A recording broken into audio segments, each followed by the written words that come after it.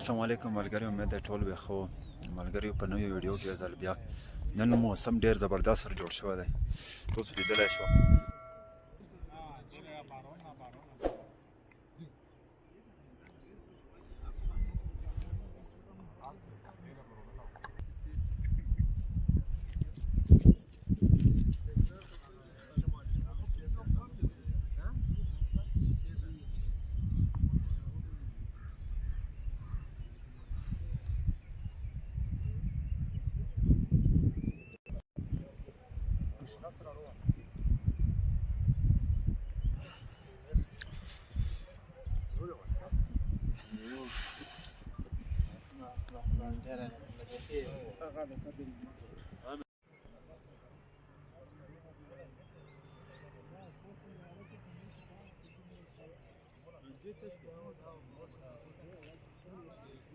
Karşıya